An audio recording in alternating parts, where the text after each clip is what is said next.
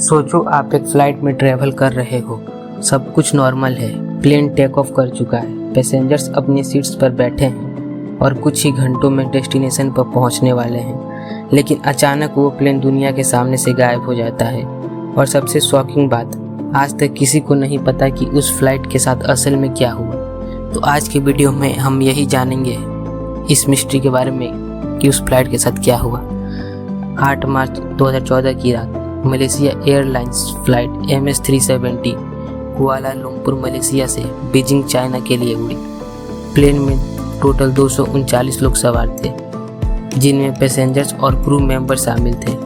Take off के बाद सब कुछ बिल्कुल नॉर्मल लग रहा था, वेदर भी नॉर्मल था, किसी बड़े या डेंजरस स्टॉर्म की भी कोई रिपोर्ट नहीं थी। इसलिए किसी को भी कोई अंदाज़ा नहीं था कि कुछ ही देर में एविएशन हिस्ट्री की सबसे बड़ी मिस्ट्री शुरू होने वाली है।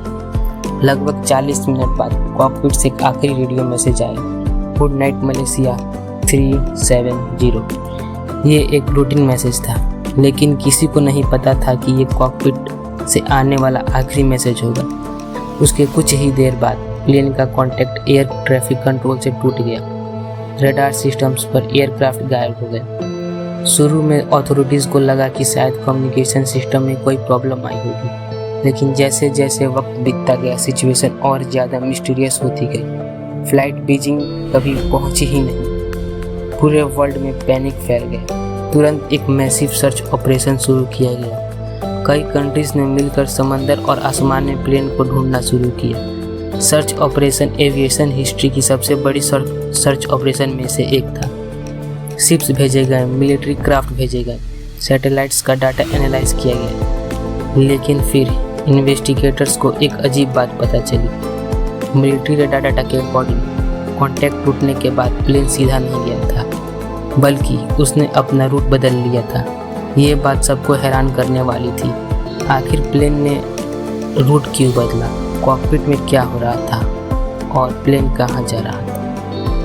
सैटेलाइट डाटा को एनालाइज करने के बाद एक्सपर्ट्स ने एस्टीमेट लगाया कि MS-370 कई घंटों तक और उड़ता रहा और फिर आखिर में साउदर्न इंडियन ओशन की तरफ चला गया। ये एरिया का सबसे रिमोट रीजन में से एक माना जाता है।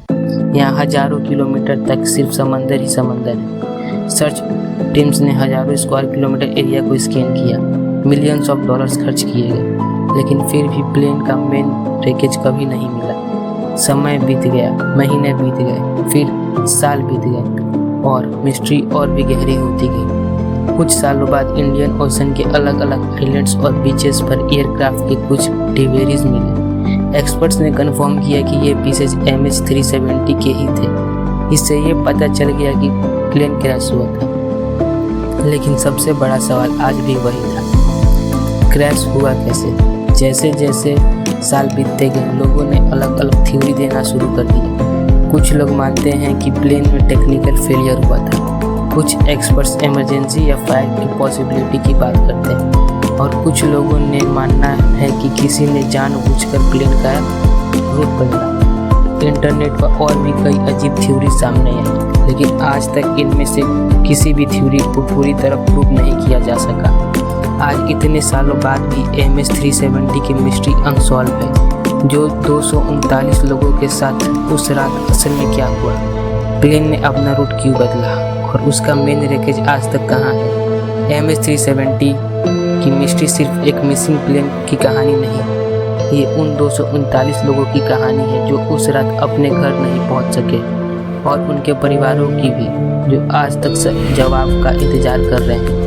शायद एक दिन हमें भी इन सवालों का जवाब मिल जाए, लेकिन तब तक फ्लाइट MS-370 दुनिया की सबसे बड़ी एविएशन मिस्ट्री में से एक बनी रही।